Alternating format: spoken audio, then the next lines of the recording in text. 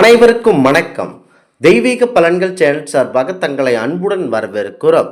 இன்று நம் காணொளியில் காண விரும்புவது பிரதோஷ வழிபாட்டின் மகத்துவமான சிறப்புகளை பற்றி இந்த காணொளியில் விரிவாக பார்க்கலாம். சிவபெருமான் கைலாயத்தில் தேவர்களுக்கும் முனிவர்களுக்கும் திருநடம் புரிந்து காட்சியளிக்கிறார்.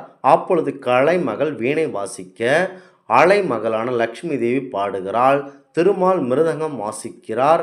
இந்திரன் புல்லாங்குழல் ஊதுகிறார். பிரம்மதேவர் தாளமிட தேவர்கள் முனிவர்கள் யாவரும் கைலாயம் வந்து இறைவனை வணங்குகிறார்கள் என்பது புராதன வரலாறு. ஒவ்வொரு மாதமும் அமாவாசைக்கு பின் பௌர்ணமிக்கு பின் இன்னும் 2 மாத பிரதோஷ நாட்களிலும் சிவபெருமான் ஆலயங்களில் குறித்த நேரத்தில் சிறப்பு வழிபாடு நடைபெறுகிறது.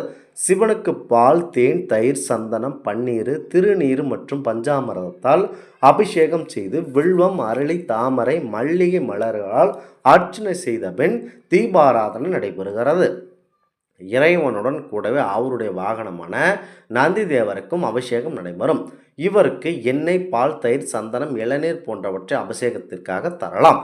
பின் அருகம்புல் பூ சாற்றிய பின் வில்வத்தால் அர்ச்சனை செய்வது வழக்கம்.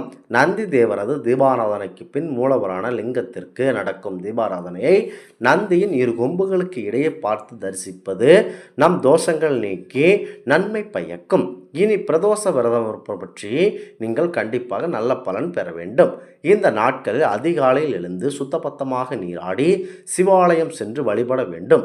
அன்று முழுவதும் உணவின்றி உபவாசம் இருந்து திருமுறைகளை படிக்க வேண்டும். பிரதோஷ நேரமான மாலை 4:30 மணிக்குள் சிவாலயம் சென்று உள்ள முறைய 5 எழுத்து மந்திரமான நமச்சிவாயா, அதாவது சிவாய நம ஊதி வழிபட வேண்டும்.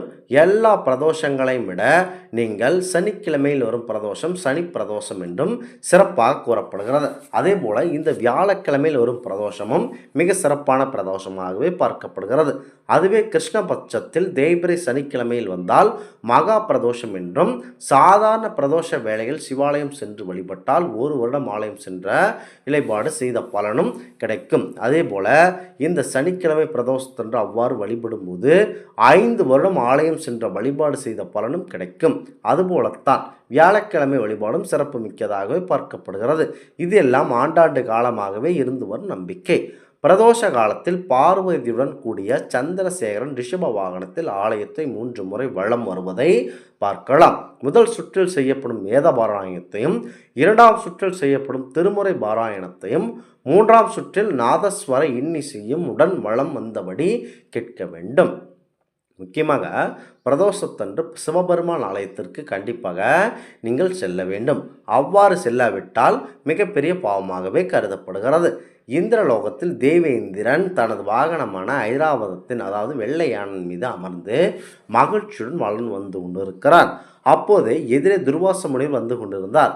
எப்போதும் சாபத்தை மட்டுமே வழங்குகின்ற துர்வாசர் தன் கையில் இருந்த மலர் மாலையை தேவேந்திரனை வாழ்த்து விதமாக அவனிடம் கொடுத்தார். தேவேந்திரன் அதை வாங்கி மிகவும் அலட்சியத்துடன் யானையின் மீது தலை மீது வைத்தான். இதை கண்டதன் துர்வாசரின் கண்கள் சிவந்தன. யானையோ அந்த மாலை எடுத்து தனது காலடியில் போட்டு மிதித்து கிழித்தெறிந்தது. ஏற்கனவே தேவேந்திரன் செயலால் கோபமுற்ற துர்வாசர் இதை கண்டதும், தேவேந்திரா, அவ்வளவு ஆணவமா உனக்கு? வெறுக்கை செல்வத்தின் மீது வெறுக்கை கொண்ட நாங்கள் லட்சுமி தேவியின் அருட்கடாட்சம் பரிபூர்ணமாக உனக்கு கிடைக்கட்டும் என்று அந்த அன்னையின் பிரசாதத்தை உனக்கு அளித்தேன். ஆனால் செல்வ செருக்கில் ஆணவத்துடன் உலா வருகிற நீயே அதை அலட்சியப்படுத்தி விட்டாய். உன்னுடைய ஆணவத்திற்கு காரணம் செல்வங்கள் அனைத்தையும் நீ இழக்க கடவாய் என சாபமிட்டார். துர்வாசன் சாபம் உடனே பலித்து விட்டது. தேவேந்திரன் அனைத்து செல்வங்களும் அவனை விட்டு நீங்கிவிட்டன. அன்னை லட்சுமி தேவி பார்க்கலுக்கு சென்று மறந்து விட்டார். அப்போது பார்க்கலை கடைந்தால்தான் இழந்த செல்வங்களை பெற முடியும் என்ற நிலை தேவேந்திரனுக்கு, தேவர்களுக்கும் அசுரர்களுக்கும் பார்க்கலை கடைவது என முடிவாயிற்று. மந்திரகிரி மலையை மத்தாக்கி வாசுகி என்ற பாம்பை கயிறாக்கி பார்க்கலை கடைய தொடங்கினார்கள். வாசுகின் தலைப்பாகத்தை அசுரர்களும் வால்பாகத்தை தேவர்களும் பிடித்து கொண்டனர். பணிகள் வேகமாக நடைபெற்றது. சோதனையாக மத்தான மந்திரகலைமய கடலுள் ஆழம் மீள துவங்கியது. உடனே மகாவிஷ்ணு கூர்ம அவதாரம் எடுத்து அதை தாங்க முடியாதபடி தடுத்தார். மீண்டும் பார்க்கலை கடைய ஆரம்பித்தார்கள். அப்போது வேறு ஒரு விதம் நடந்தது. ஆழகால விஷம் வெளிப்பட்டது. அதனை கடுமையாக தாங்க முடியாமல் அனைவரும் துரைத்தினர். விஷத்தின் வீரியம் தாங்க முடியாமல் அவதியுற்ற தேவர்களும் கைலாயத்து நந்திதேவன் அனுமதி பெற்று சிவபெருமானை சரணடைந்தனர். அவர்களின் குறையை தீர்த்து சிவபெருமான் புரிந்த திருநடன வேளையில், அந்த பிரதோஷ வேளையில் பரம்பல் சிவபெருமானை நீங்கள் கண்டால் அனைத்து விதமான கஷ்டங்கள் நீங்கி உங்கள் வாழ்க்கையில் வெற்றி பெறும் என்பது ஐதீகமாகவே பார்க்கப்படுகிறது. இந்த ஆன்மீக தகவல் உங்களுக்கு பிடித்து இருந்தால் தெய்வீக பலன்கள் சேனலை கண்டிப்பாக சப்ஸ்கிரைப் செய்து கொள்ளவும். மீண்டும் ஒரு நல்லதொரு காணொளியில் உங்களை சந்திக்கிறோம். நன்றி, வணக்கம்.